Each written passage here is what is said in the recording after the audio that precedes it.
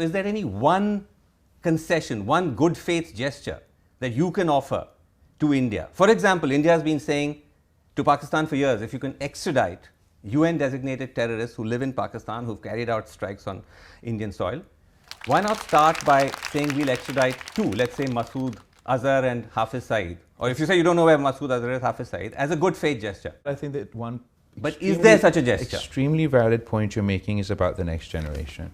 The fact is, generation after generation, India and Pakistan have been trapped in conflict, historically over Kashmir, Sure. more recently over terrorism. As far as these confidence building measures as part of a comprehensive dialogue with Pakistan, where terrorism is one of the issues that were discussed. I'm sure Pakistan would not be opposed to any of these things. At the moment, the frustration, so the cases that we've been successful in prosecuting against these individuals are cases that we've brought as vis-a-vis terrorist financing, etc.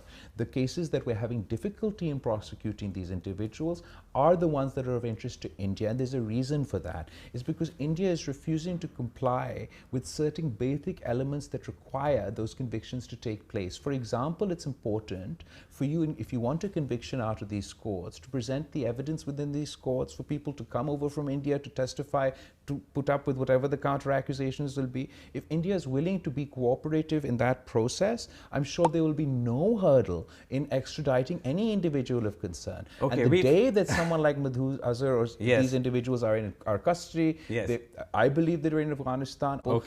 There's a whole host, there's complexities there. The world's in a grey rather than a black and white.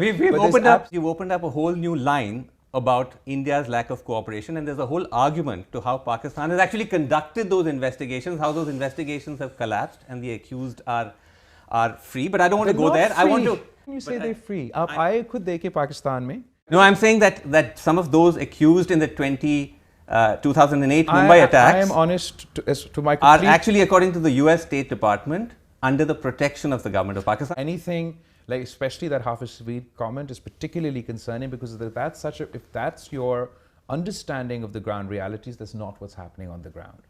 You can't allow us to leave the fate of the people of India and the people of Pakistan to whether it is Hafiz Saeed or anybody else. And if we have to seize this opportunity in the crisis to have a conversation, to at least try. We owe it to the future generation of Pakistanis in India. I am from a younger generation.